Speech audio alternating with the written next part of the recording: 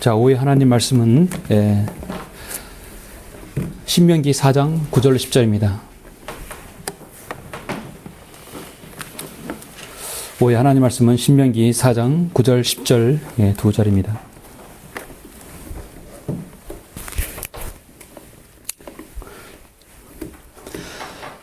자, 봉독해 올리겠습니다. 오직 내 스스로 주의하며 내 마음을 충실히 지켜 내 눈으로 보았던 일들을 내 생애의 모든 날 동안 잊지 말며 그 일들이 내 마음에서 떠나지 않도록 하라. 또한 내 아들들과 내 아들들의 아들들에게 그 일들을 가르치라. 특히 내가 호랍에서 주 너희 하나님 앞에 섰던 날에 주께서 내게 말씀하시기를 백성들을 함께 내게 모으라. 내가 그들에게 내 말들을 들려주어 그들로 세상에 사는 모든 날 동안 나를 두려움을 배우게 하고 또 그들로 그들의 자녀들을 가르치게 하리라 하셨느니라. 아멘. 오늘 이 말씀을 위해서 잠시 기도드리겠습니다. 인간의 모든 생사화복을 주장하시고 제국의 모든 흥망성쇠를 주장하시는 위대하신 아버지 하나님, 전지전능하신 아버지 하나님, 감사를 드립니다. 예수 그리스도의 피로 저들을 구속하여 주셔서 하나님의 자녀로 삼아주시고 영원한 생명을 허락해 주셨으며 장차 주님께서 땅의 유업으로 저희들에게 허락하셔서 1000년 동안 이 땅을 통치하실 주님을 이 시간 찬양할 수 있도록 인도해 주심을 감사합니다. 우리는 오후 시간 다시 한번 말씀 앞에 섰습니다. 오늘 제가 봉독한 이 신명기의 말씀은 참으로 이스라엘 백성에게 다시 한번 말씀을 주지하신 말씀이지만 이 말씀이 우리에게 영적으로 잘 적용되고 오늘날 수많은 민족들이 이 말씀을 거부하고 있습니다. 저는 오늘 이 말씀을 통하여서 오늘의 세상에 일어나고 있는 모든 일들에 대해서 성경적으로 그들을 갈파하고 또 그들을 잘못을 지적하여서 참으로 하나님의 말씀이 이 세상에 기치를 세우는 귀한 계기가 될 수 있도록 주님께서 인도하여 주옵소서. 온전히 이 시간 주장해 주시고 주의 입술을 하나님께서 인도하여 주시길 원합니다. 우리 듣는 모두가 다시 한번 하나님의 말씀의 존귀함과 주님의 두려우심을 깨닫게 할 수 있도록 인도하여 주옵소서. 주 예수 그리스도 이름으로 기도드렸습니다. 아멘. 오후에 하나님 말씀은 주의 역사를 가르치고 배우라.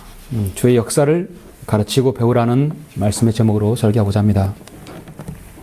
요즘 들어서 초등학교에서나 중등학교, 고등학교에서 일어나고 있는 사건, 사고들을 보면은 기성세대들이 참으로 걱정하는 것들이 많이 있습니다. 특히 바로 많은 것들이 문제지만 교육의 문제죠. 특히 학교 공교육은 거의 붕괴 수준에 가까워 오늘날 우리 아이들에게 무엇을 가르치는지 또 무엇을 배우는지 의심스럽기도 합니다. 오로지 입시 교육에 치중하다 보니까 입시 학교와 입시 선생님, 입시 학생들이 되어버린 것 같습니다. 어제 한 30년을 교직에 머물렀던 한 선생님을 얘기를 들었는데 요즘에는 선생님은 있어도 스승은 없다고 합니다. 오로지 가르치는 것만 진정한 인생에 스승이 없다는 것입니다. 인간은 교육은 참으로 중요하죠.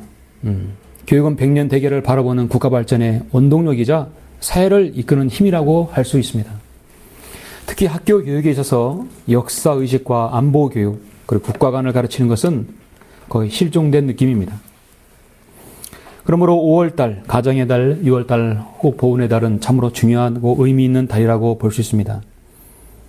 어느덧 동족산전의 비극인 6.25 전쟁이 전후 세대에게 잊혀진 전쟁이 되어버렸습니다. 저도 전쟁 세대 이후의 세대지만 이제 우리의 자녀들은 더 그것을 모르는 세대가 되었습니다. 정말 후세들은 국가의 정체성에 큰 문제가 되고 있습니다. 해마다 돌아오는 대한민국의 6월달 현충일과 6.25 전쟁을 기억하는 혹 보훈의 달로 지키고 있죠. 참으로 그것마저도 있기 때문에 우리는 가끔씩 국가와 민족을 생각할 수 있습니다. 그 한때라도 혹 보훈의 달을 지키는 것은 저도 참 중요하다고 보는 것입니다. 나라를 위해서 희생한 국가 유공자들을 예우하고 국민의 애국정신에 함양하는 것은 참으로 좋은 시간이라고 볼 수 있습니다. 특히 하나님의 언약의 백성이라고 하는 이 선민의식이 어느 나라보다 강한 바로 유대인 이스라엘 민족은 더욱더 철저하게 그러한 전통을 지키는 것으로 알려져 있습니다.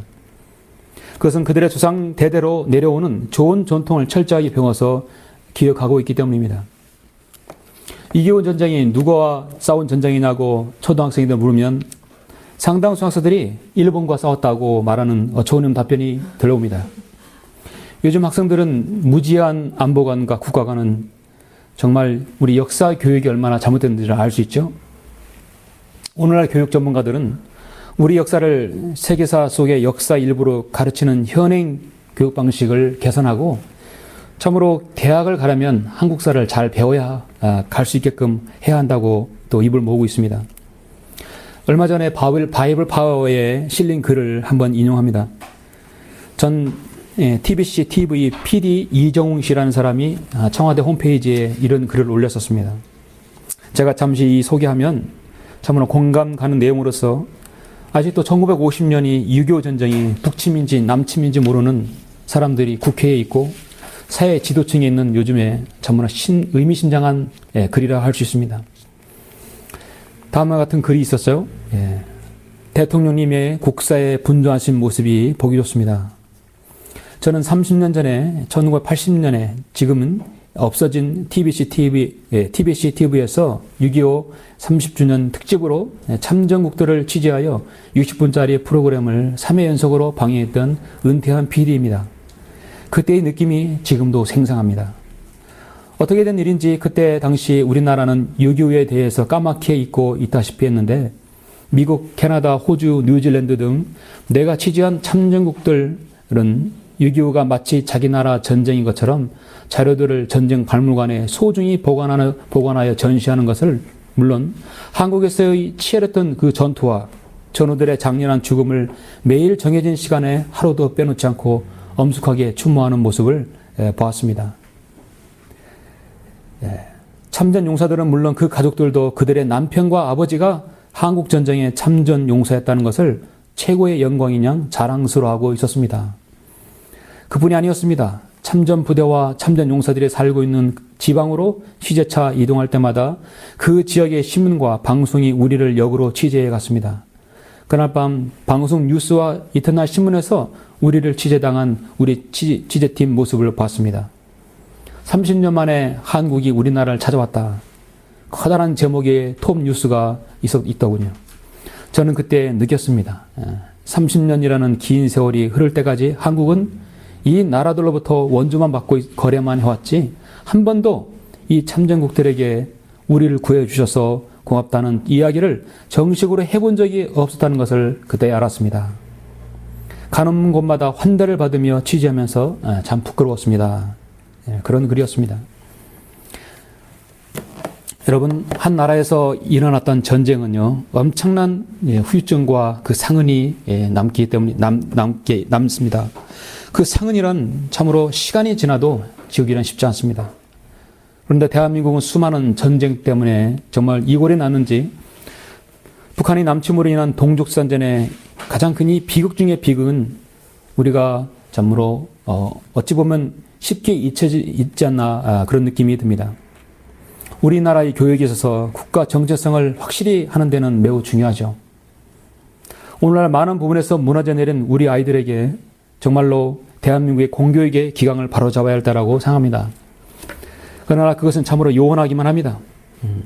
이스라엘 민족이 강력한 지도자가 없던 재판관계 시절에 그들은 하나님께서 직접 통치하시는 걸 거부하고 우리에게도 왕을 달라 하고 그들은 신정 통치를 거부했었죠.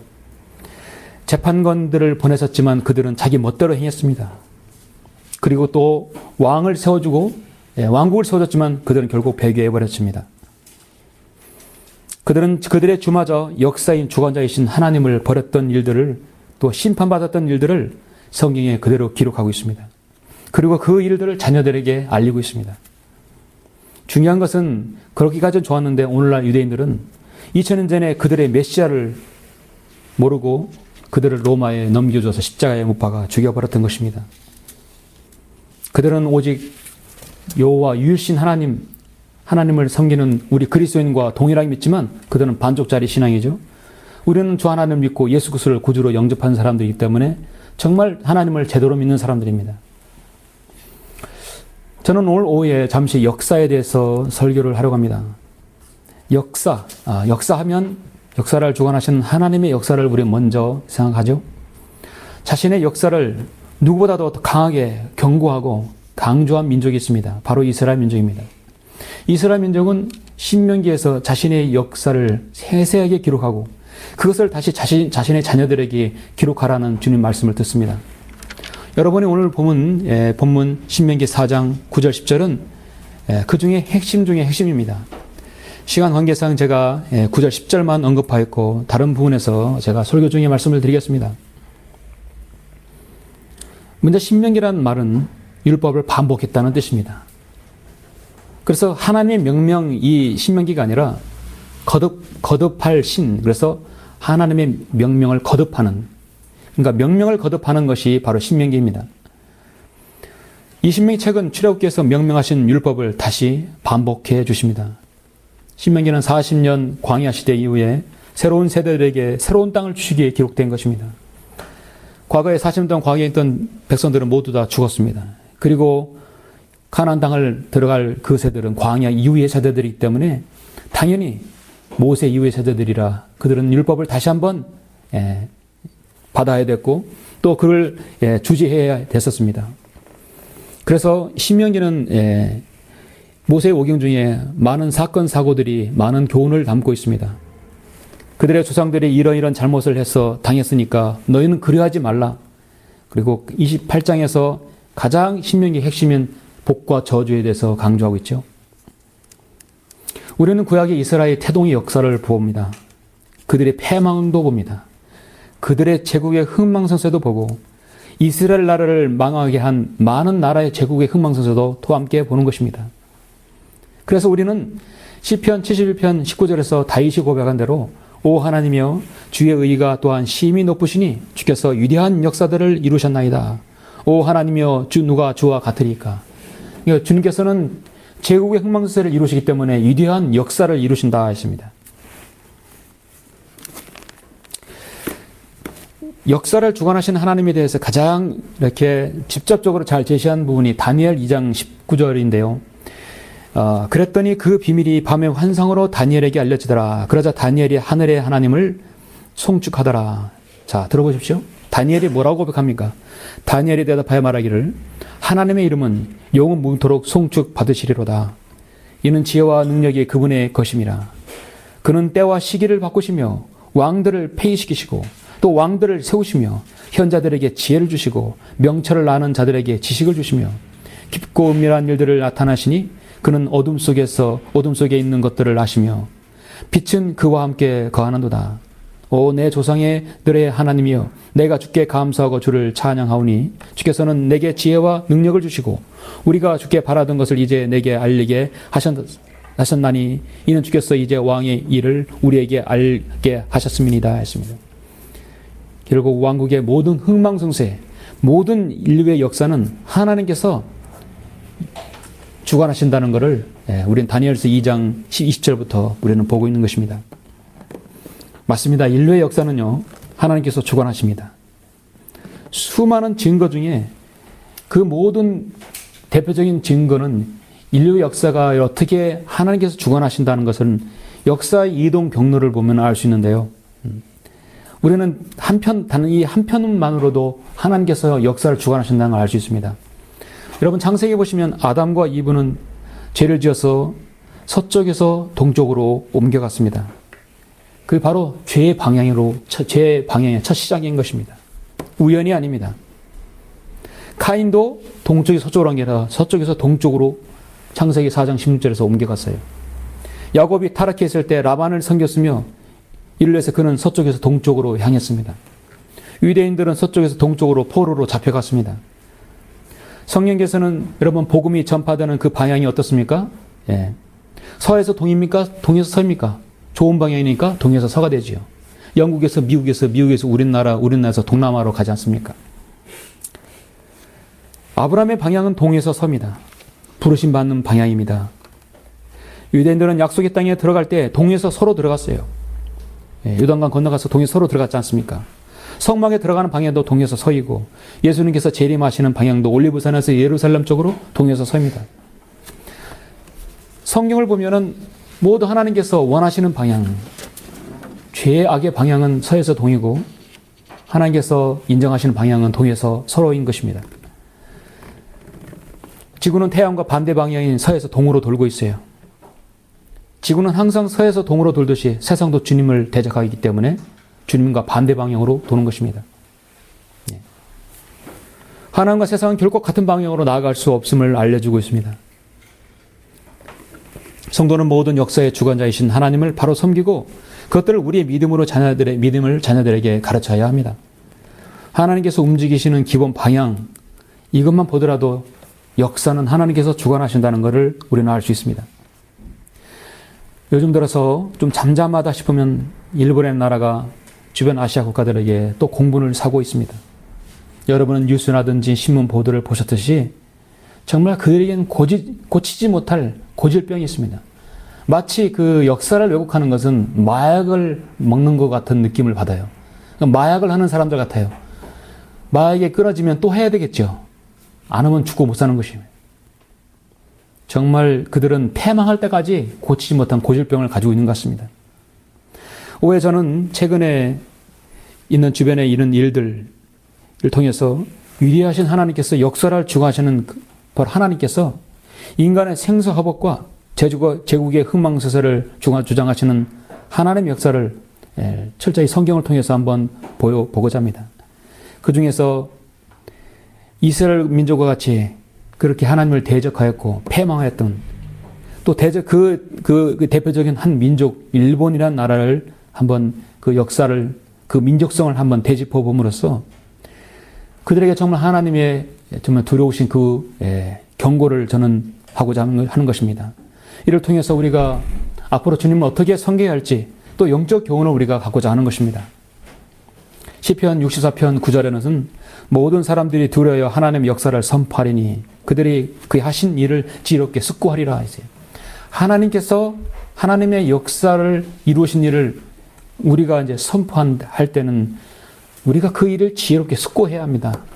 숙고하는 것은요, 마음에 믿고 또 되새기고 또 다짐하는 것이죠. 읽고 끝나는 것이 아닙니다. 우리는 하나님의 역사를 선포하고 숙고해야 할 그런 그리스도인입니다. 그래서 저는 주의 역사를 가르치고 배우라는 이 말씀의 제목으로 오늘날 일본이 주변 국가들이 행하는 행태들, 그의 역사관을 한번 통해서 또 이스라엘 역사관과 비춰보면서 말씀을 전하고자 합니다.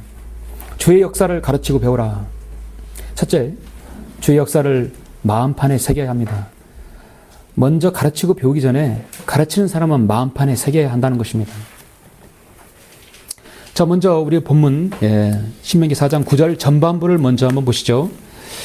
하나님께서 신명기 4장을 통해서 이스라엘 백성에게 너는 가르치고 자손들에게 그걸 가르쳐서 배우게 하기 전에 먼저 너희들에게 주제한 것이 있어요.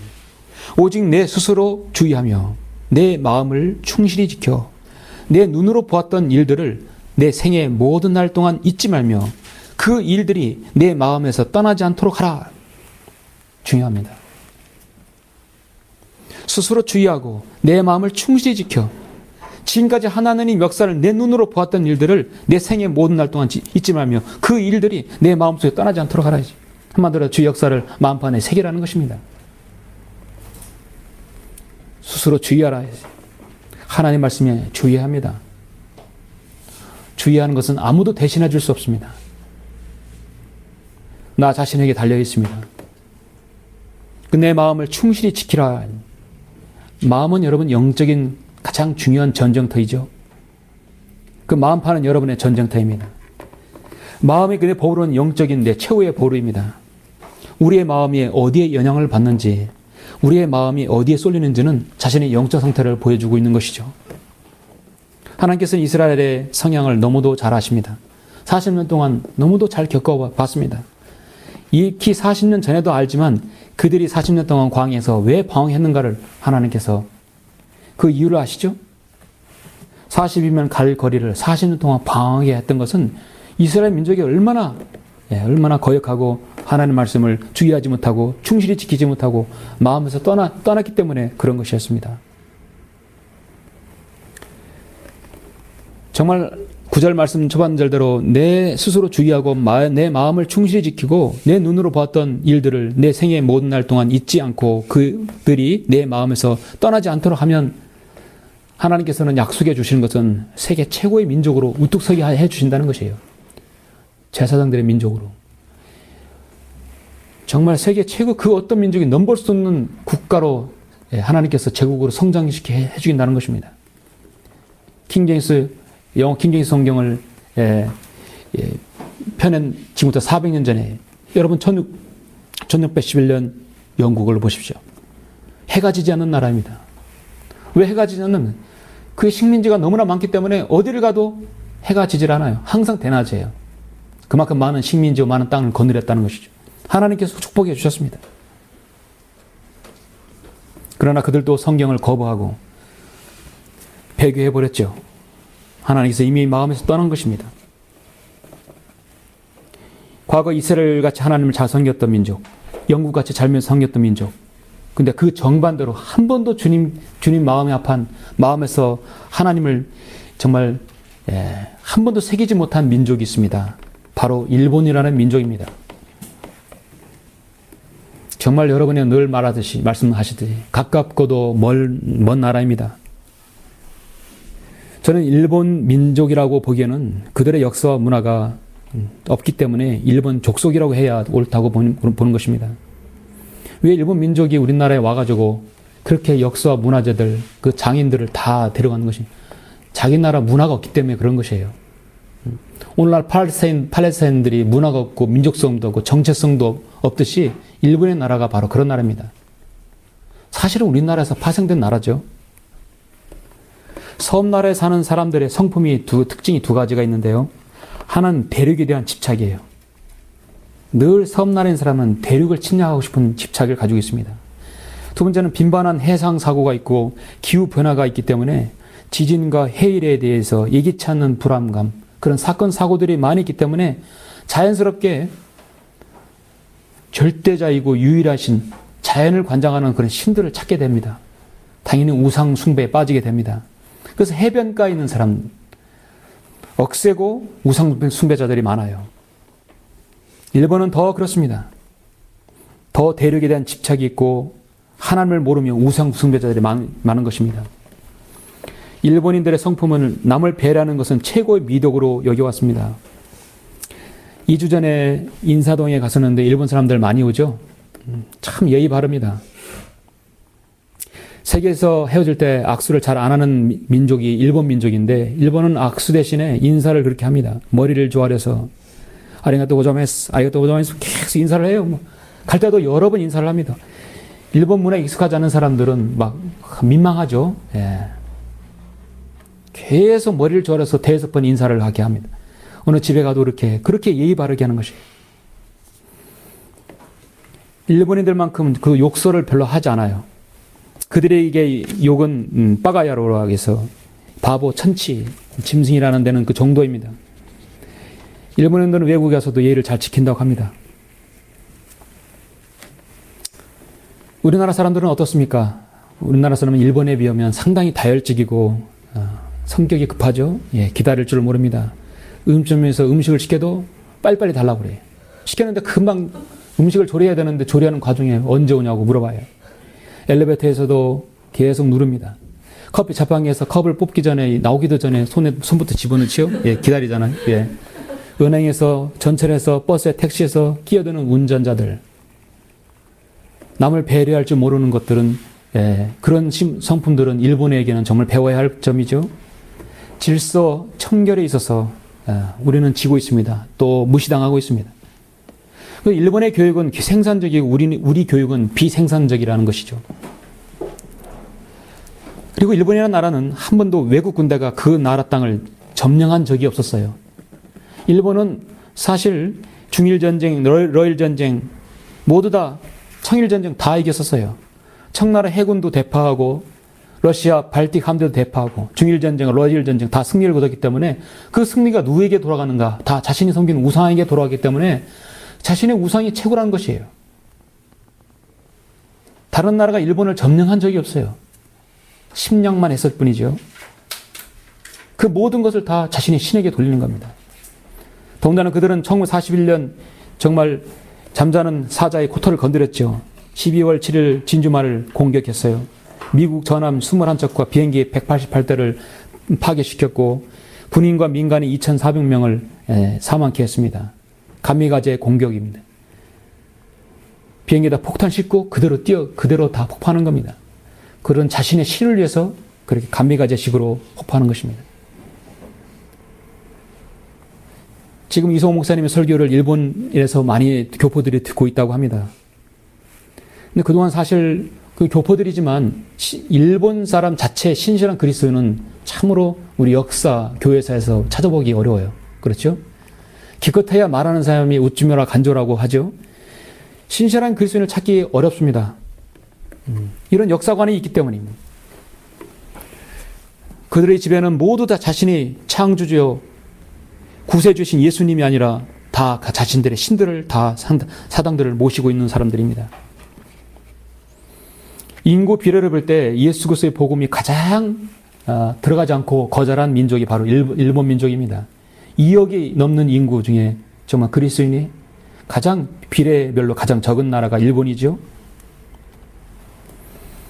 성경은 말씀합니다. 만일 우리의 복음이 가려졌다면 그것은 구원받지 못한 자들에게 가려진 것이라 했어요. 그들 가운데 이 세상의 신이 믿지 않은 자들의 마음을 어둡게 하여 하나님의 형상이신 그리스도의 영광스러운 복음의 광채가 그들에게 비치지 못하게 하느니라. 복음의 광채가 그들에게 비치지 못하게 해요. 너무나 많은 신들이 가려버렸습니다. 에스겔 14장에서 이렇게 말씀하고 있죠. 주의 말씀이 내게 임하여 말씀하시니라. 인자야, 이 사람들은 자기들의 마음속에 자기들의 우상들을 세워놓고 그들의 얼굴 앞에 그들의 죄악의 방해물을 놓았으니 그들로 내게 조금이라도 묻게 하랴. 그러므로 그들에게 거하고 그들에게 말하라. 주 하나님이 같이 말하노라.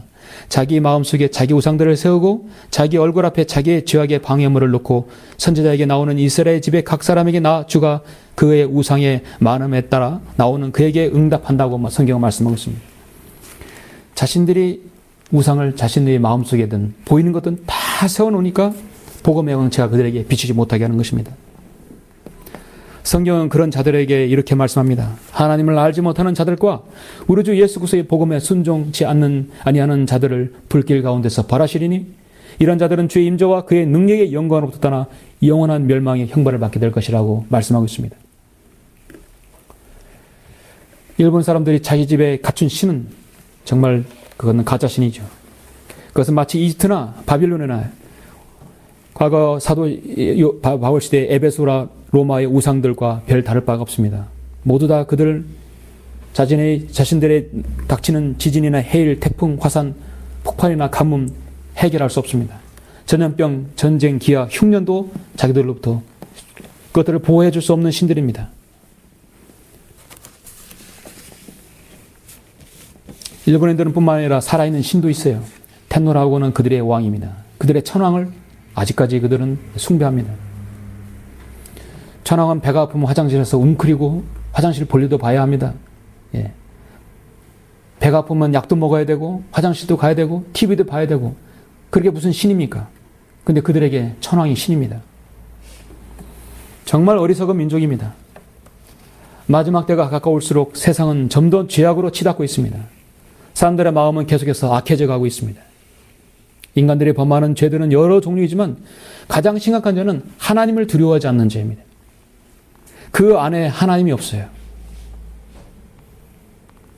디모데후서에서 로마서 1장에서 뿐만 아니라 그들은 자기들의 지식 가운데 하나님 두기를 싫어하니 그들의 눈앞에는 하나님을 두려움이 없도다. 로마서 1장 28절의 말씀이죠.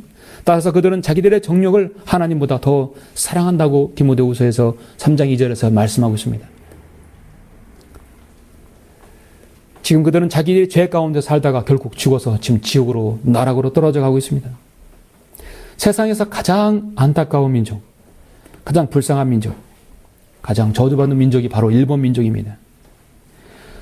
물론 우리나라 한국의 기독교계나 한국의 역사, 우리나라 역사도 그렇게 자랑할 것도 아닙니다. 그러나 중요한 것은 이 일본이라는 민족은 역사를 부인하고 역사를 왜곡한다는 것에서 더 큰 문제가 있다는 것입니다. 그들에게 있어서 지옥의 실체에 관한 설교나 죄에서 돌이키라는 구원의 메시지는 정말 농담거리로 받아들여집니다. 더군다나 일본에는 바른 성경이 좀 들어가 있지 않고 변개 있는 성경이 들어가 있죠. 그들에게는 하나님이 없습니다. 주님을 두려워하는 것이 지혜의 시작이라고 성경은 잠언 9장 10장에서 말씀하셨죠.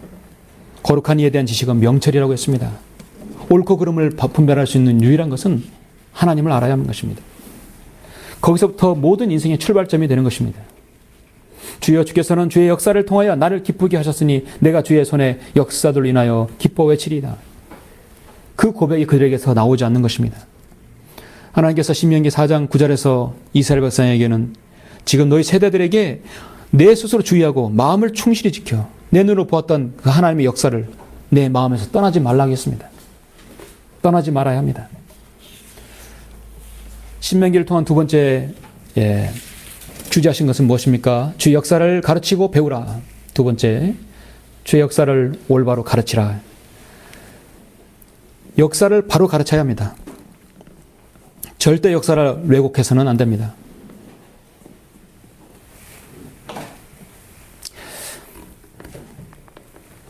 역사를 인정할 건 인정해야 되겠죠? 자, 9절 후반절을 보시면 자, 내 마음에서 떠나지 않도록 하라. 후반절을 보시면 또한 내 아들들과 내 아들들의 아들들에게 그 일들을 어떻게 합니까? 가르쳐라 했어요.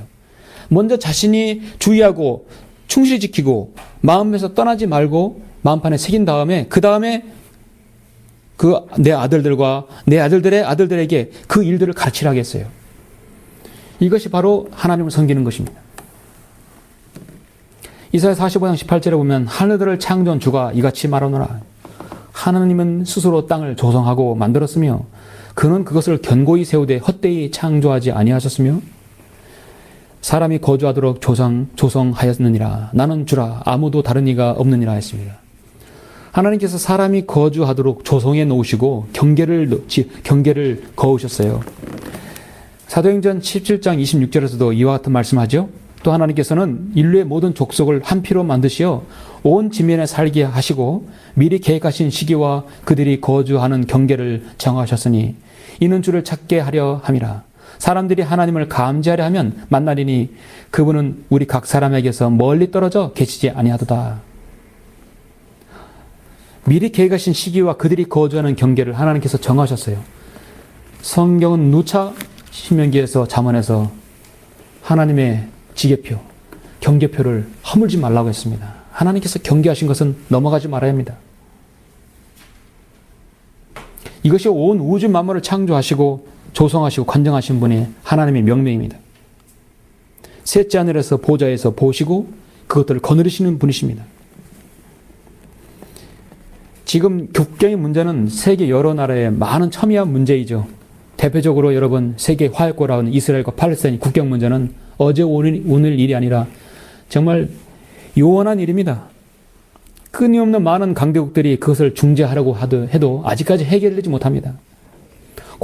미국 공화당이 집권했을 때는 어느 정도 이스라엘 편에 서다가 지금 오바마도 이스라엘 편에 지금 서는 것 같지만 결국은 평화를 위해서는 서로 양보하라는 것입니다. 양보만이 평화가 나는 것입니다. 그렇게 얘기하고 있는 것이죠. 그 발상은 뭐냐면 하나님께서 주신 그 땅을 포기하라, 양보하라는 것입니다. 결국 화평에 통치하신 예수 그리스도의 재림을 거부한다는 것이죠. 현재 이스라엘 가자 지구와 예루살렘 서안과 동예루살렘, 이슬람 바이돔 사원 모두가 하나님께서 아브라함에 약속하신 젖과 꿀이 흐르는 땅으로 불렸으며 하나님께서 일찍이 창세기 12장부터 계속해서 주지하여서 약속하신 땅입니다. 이제 내 눈을 들어 내가 있는 곳으로부터 북쪽과 남쪽과 동쪽과 서쪽을 바라보라. 이는 내가 보는 모든 땅을 내가 내게 줄 것이며 내 씨에게 영원히 준다고 말씀하셨습니다. 동서남북 모두 그 비옥한 초생딸에 그 넓은 지역을 하나님께 주신다고 약속했어요. 앞으로 바이돔 이슬람 사원이 어떻게 무너질 것인가? 참으로 우리 그리스도인은 기대가 됩니다. 우리가 올라간 다음에 무너질지 그 자리에 환란 성전이 세워질 텐데 우리는 아무도 알 수 없습니다. 적그리스 성전 이후에 그 자리는 이제 천년왕국 성전이 세워질 것입니다. 지금은 이슬람교도 외에는 어느 누구도 얼씬도 못하지만 하나님께서 그 자리를 그대로 내버려 둘 것 같습니까? 이 땅에 많은 대통령들, 많은 집권자들은, 통치자들은 땅을 서로 나누고 서로 양보하라고 서로 중재를 씁니다. 하나님께서 정하신 땅을 그들 마음대로 나누는 것입니다. 셋째 하늘에 계신 하나님께서 보시기에 우스운 일이죠. 그래서 우리가 기도할 수 있는 것은 시편 120편 6절에서 그 하나입니다. 예루살렘의 화평을 위하여 기도하라. 이 화평은 뭐냐면 서로 간에 양보해서 화평을 얻는 게 아니라, 평화를 얻는 것이 아니라 예수님께서 이 땅에 오셔서 화평의 왕으로 통치자로서 분할을 시키는 것입니다. 그게 바로 진정한 화평입니다. 여러분 믿으시죠? 예, 예루살렘 화평. 너를 사랑하는 자들은 번성하리로다. 주님의 재림을 기다리고 소망하는 것이 유일한 해결책입니다.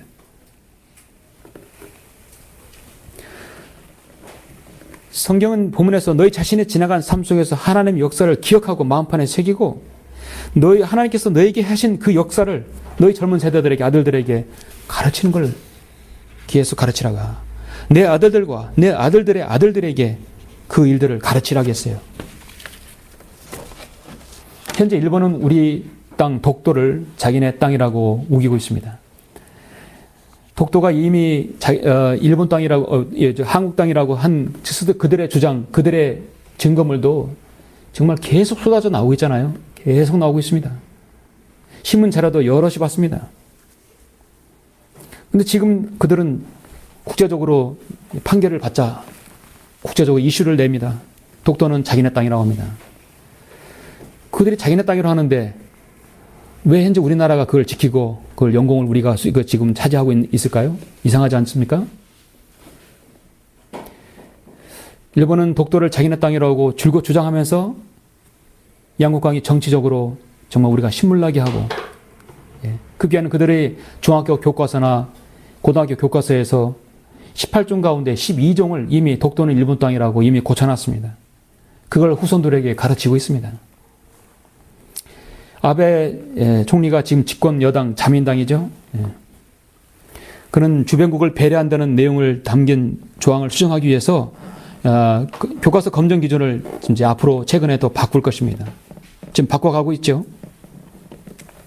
일본의 각급 학교 교과서가 앞으로 더 많이 왜곡된 것을 자신의 그 후손들에게 계속 가르칠 것입니다. 그런 걸 공부하는 전후 이후에 오늘날 일본 학생들은 어떻게 생각하겠습니까? 당연히 독도는 자기네 땅이라고 생각하겠죠. 자민당이 바꾸겠다는 교과서 검정 기준이 뭐냐면 근린 제국조항이라고 하는 건데요. 이 근린 제국조항은 한국과 중국 등 제2차 세계대전 피해국을 배려한다는 내용이라고 합니다. 말만 배려지 사실 배려가 아니죠. 핵심은 1982년 교과서 왜곡 파동을 계기로 해서 교과서 검정 기준을 포함했는데요. 아베 신조 총리도 지난 11일 국회에서 현행 검정 기준에는 애국심과 향토회라는 개정교육기본법의 정신이 살아있지 않다. 그래서 개선하겠다고 말했습니다. 한마디로 일본에서 태어난 일본 학생들은 독도가 자기네 땅이라는 것을 확실히 각인시키겠다. 자신들의 침략 역사를 그대로 왜곡하겠다는 것입니다. 정당화시키겠다는 것입니다. 끊임없는 왜곡 시비, 역사 왜곡 시비, 거주 경계 시비들은 계속 있을 것입니다. 근데 하나님께서 신명기 4장에서 이렇게 주저하셨는데 한 장 넘기셔서 여러분 6장을 한번 보시면 하나님께서 누누이 당부하신 것이 하나 있어요. 신명기 6장 20절에서 이렇게 보시면 이스라엘 역사도 그들은 하나님께 많은 자비와 사랑을 받았지만 배교하고 심판받았습니다. 그러나 그런 것들에 대해서 그렇게 그들이 방어했던 것들에 대해서 반드시 아들들에게 가르쳐서 그 일을 반복하지 말라고 하는 것입니다. 이렇게 가르쳐야 되겠죠. 신명기 6장 20절에 보면 훗날 내 아들이 내게 물어 말하기를 주 우리 하나님께서 아버지께 명명하신 증거들과 규례들과 명령들이 무엇을 의미하나이까 하거든 너는 내 아들에게 말하기를 우리가 이집트에서 파라오의 노예가 되었을 때 주께서 능하신 손으로 이집트에서 우리를 인도하여 내셨으며 주께서 우리 목전에서 이집트와 파라오와 그의 모든 집안 위에 크고 괴로운 표적들과 이적들로 보이셨느니라. 또 그분께서는 거기서 우리를 인도하여 내셨으니 그분께서 우리 조상에게 맹세하신 그 땅을 우리에게 주시려고 그분께서 우리를 불러들이신 것이라. 그분께서 우리를 불러들이셨다. 인정하라는 것입니다. 주께서는 항상 우리의 번영을 위해서 주 우리 하나님을 두려워하도록 이 모든 규례들을 행하라고 우리에게 명명하셨으니 그분께서는 오늘과 같이 우리를 살아있게 보존하셨느니라. 만일 우리가 주께서 우리에게 명명하신 대로 주 우리 하나님 앞에서 이 모든 계명들을 지켜 행하면 그것이 우리의 의가 되리라 할지니라. 이것을 아버지가 그 아들들에게 계속 가르치라는 것입니다. 그런데 일본은 어떻습니까? 역사를 인정하지 않아요. 인정하지 않는 그 후손들은 어떻게 되겠습니까? 우리는 일본이 뭐라고 떠들어대든지 성경 말씀대로 어리석은 자에게 그의 미련함에 따라 대답하지 말라. 너도 그와 같을까 함이라. 필요 이상의 답변은 할 필요가 사실 없습니다. 일본 독도는 우리 땅이야 아무랬는데 아니야 우리 땅이에요. 그 말은 대꾸할 가치가 없죠. 그렇죠? 노코멘트가 최상의 답변입니다. 때로는. 주의 역사 가르치고 배우라. 주의 역사를 가르치고 배우라. 우리가 주제할 것은 세 번째, 주의 역사를 이제 배우라는 것입니다. 가르쳤으면 우리 이 말씀을 듣는 2세들은, 후손들은 배워야 합니다. 바르게 배워야 합니다. 이제 10절 보시면, 4장 10절을 보시면 이제 세 번째 나오죠. 특히 내가 호렙에서 주 너희 하나님 앞에 섰던 날에 주께서 내게 말씀하시기를 백성들을 함께 내게 모으라. 내가 그들에게 내 말들을 들려주어 그들로 세상에 사는 모든 날 동안 나를 두려움을 배우게 하고 또 그들로 그들의 자녀들을 가르치게 하리라 하셨느니라. 모든 날 동안 나를 두려움을 배우게 하라 했어요. 배우게 하면 자녀들에게 배우게 해야 합니다. 지금 연일 그릇된 역사인식과 망언을 서슴지 않는 아베 일본 총리는 그는 정말 뼛속까지 극우의 성향의 사람입니다. 그의 집안과 그의 성장 환경이 바로 그렇습니다. 강한 일본을 내세우겠다며 엄청난 엔저 정책으로 우리 구출 기업들에게 애를 먹이고 있습니다. 무차별적으로 엔화를 찍어내니까요. 힘든 것이죠. 그는 총리직에 오른 다음에 보란듯이 야스쿠니 신사를 참배하고 역사 교과서 왜곡과 식민지배 과거사 부정, 여기 또는 다른 나라의 반발에도 정말 자신들의 경제만을 생각하고 계속해서 환율 교란을 시키고 있습니다. 침략에 대해서도 전혀 지금 기본적인 생각이 없는 것입니다. 일본의 대표적인 세습 정치인으로 꼽히는 사람이 아베 총리입니다. 극우 유전자를 받은 사람이, 그의 외할아버지가 이 기시 노부스케라는 사람인데 2차 대전 전범이었어요. 구속됐다가 풀려난 뒤 총리까지 해먹은 사람이에요. 그의 외할아버지 아베 총리는 가장 존경받는 정치인으로 꼽고 있어요. 29년 전, 지금부터 30년 전에 독도가 일본 땅이라고 주장한 인물이 바로 아베 신따로요. 아베 신따로 당시 외무장관이에요. 이 아베 신따로 외무장관의 아들이 지금 아베 총리예요. 그러니까 아마 뼛속까지 우파의 논리가 스며든 사람입니다. 아베 총리의 최종 목표는 전쟁 포기를 규정하는 평화헌법 개정입니다. 오는 7월 달에 이제 이 개정을 한다고 합니다. 그것이 통과되면 우리는 평화를 위해서 다른 나라도 침략할 수 있다는 것이에요. 우리는 우리의 주권을 위해서 다른 나라도 먼저 공격할 수 있다. 과거의 군국주의 야욕을 그들은 다시 세우는 것입니다. 주변국들은 물론 일본 국내조차 다 구구 정책을 우려하고 있는 상황이지만 아베 총리의 폭주는 당분간 계속될 것입니다. 이렇듯 일본 지도자들은 아직도 군국주의를 아직도 그들을 버리지 않고 있습니다. 1900년 이래로 동남아 국가라든지 전 세계 보면은 자신의 역사를 왜곡하고 인정하지 않는 정말 유일한 민족입니다. 이렇게 자신의 역사를 부정하는 민족은 정말 일본 민족, 더한 민족은 없어요. 우리나라를 36년간이나 강점해서 가장 무법적이고 잔인한 방법으로 우리의 성씨와 우리의 민족혼을 완전히 지워버리려고 시도했었습니다. 우리나라 애국자들을 붙들어서 731 부대, 생화학 부대로 마루타로 생체 실험을 대상으로 삼았고, 우리나라의 젊은 처녀들을 잡아가서 성놀이개로 삼았어요. 그리고 그 위안부들은 스스로 자기가 좋아서 했다고 그렇게 망발을 선치 않습니다. 그럼에도 불구하고 그들은 반성이 없습니다. 독일은 지금도 찾아내서 자신들의 과거를 사죄하고 보상을 하는 나라예요.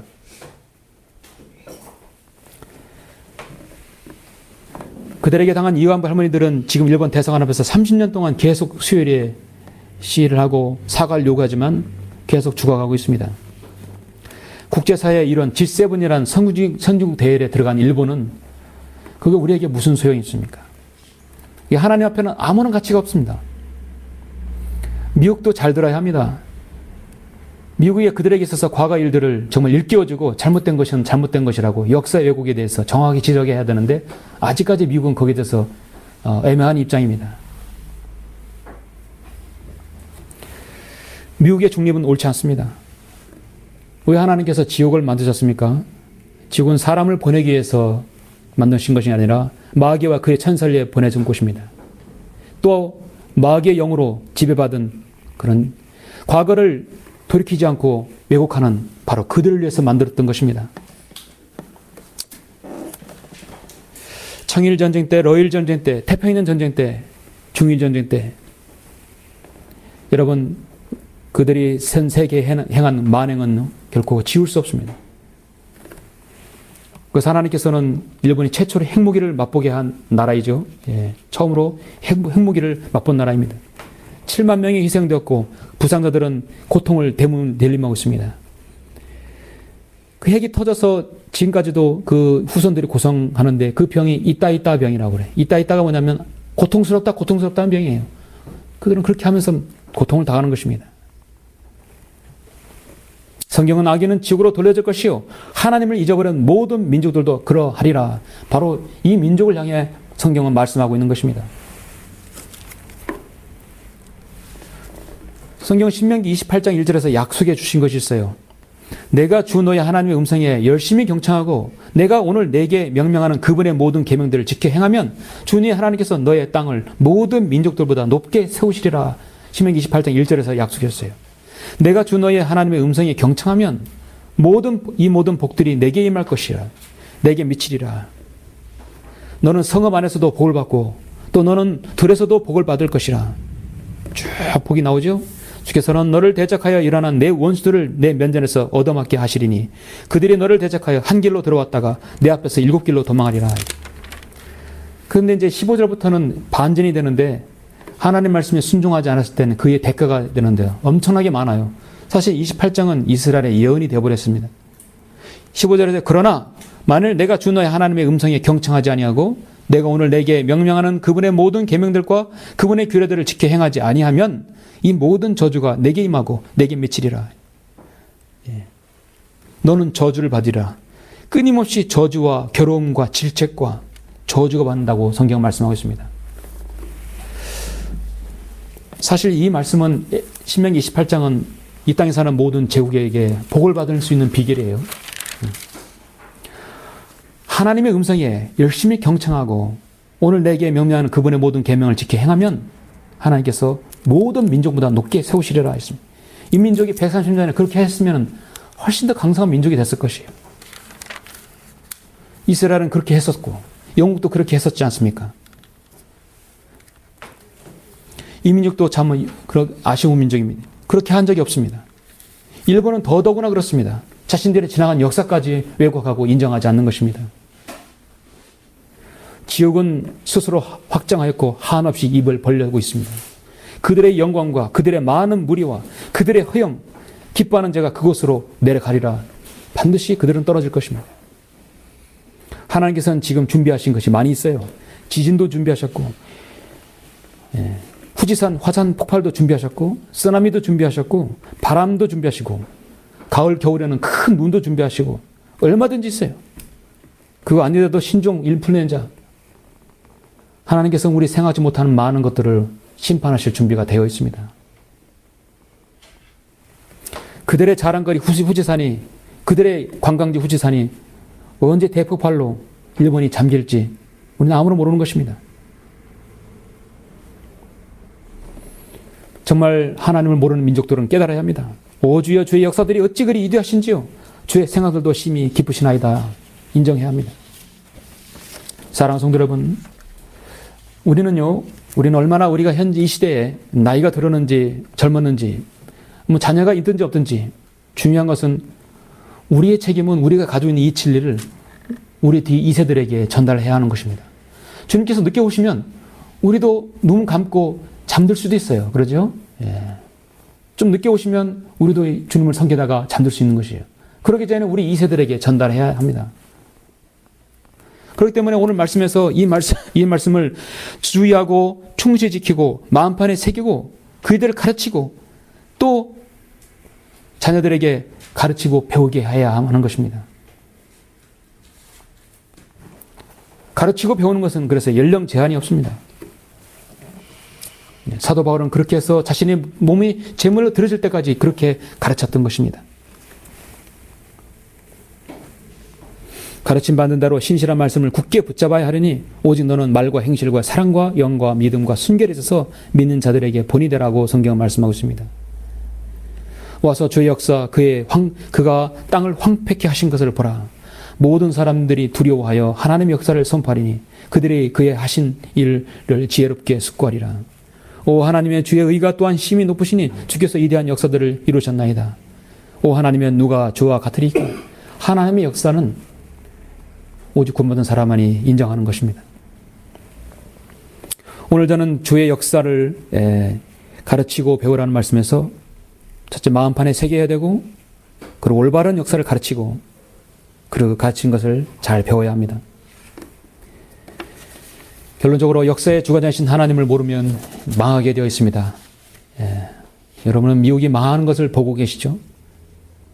미국은 골마 터지고 있습니다. 하나님께서 일본의 죄악을 모른 채에 있어서 지금 돌이키시는 것이 아니라 그들에 향한 최후의 지금 어떻게 보면은 기회를 줄 수 있는 것이라고 할 수 있습니다. 이 민족도 동일한 것입니다. 과거 이스라엘은 그렇게 뼈저리게 경험했고 성경에서 이를 증명하고 있습니다. 그리고 신명기에서 다시 한번 그들에게 주지하고 있습니다. 이 민족이나 이스라엘 민족이나 일본 민족이나 미국이나 다 이 신명기 말씀을 주지해야 할 것입니다. 성경은 어리석은 자에게 그의 미련함에 따라 다 일일이 대답할 필요가 없어요. 너도 그와 같을까, 너 그 같을까 함이라 성경 말씀하셨습니다. 미련함에 따라 다 대답하게 되면 나의 현명함이 사라지게 되는 것입니다. 하나님께서는 우리 인간이 어떤 종류인지, 정말 하나님을 믿고 주님을 따르고 역사를 바로 아는 사람인지 주님은 아십니다. 저는 오늘 마지막으로 시편 78편을 한번 제가 읽고 설교를 마치겠습니다. 자, 우리 시편 78편 1절부터 8절까지 이 말씀을 제가 읽고 마치겠습니다. 오늘의 말씀의 결론이 되는 말씀입니다. 시편 78편 1절로 8절입니다. 참으로 말씀, 또 영적으로 귀한 말씀이죠. 오 내 백성들아 내 법을 경청하고 내 입의 말에 너희 귀를 기울일지어다. 내가 입을 열어 한 비유로 난해한 옛말들을 말하리니 그것은 우리가 들었고 알았으며 우리 조상들이 우리에게 말하였던 것이라. 우리가 그것들을 그들의 자손에게 숨기지 아니하고 오는 세대에게 주를 찬양함과 그의 능력과 그가 행하신 경이로운 일들을 전하리로다. 그가 한 증거를 야곱 안에 세우시고 이스라엘의 율법을 정하셨도다. 이는 우리 조상들에게 명명하시어 그들의 자손들에게 알리도록 하신 것이니 이는 오는 세대 곧 태어날 자손들에게 그것들을 알게 하려 하심이라. 그들은 일어나 그들의 자손들에게 그것들을 선포해야 하리니 이는 그들로 그들의 소망을 하나님께 두게 하고 하나님의 역사하심을 잊지 아니하며 오직 그 명령들을 지키게 하여 그들의 조상들처럼 완고하고 거역한 세대 곧 그들의 마음이 정직하지 못하며 그들의 영이 하나님과 더불어 견고하지 못한 세대가 되지 않게 하려 함이라. 그렇죠?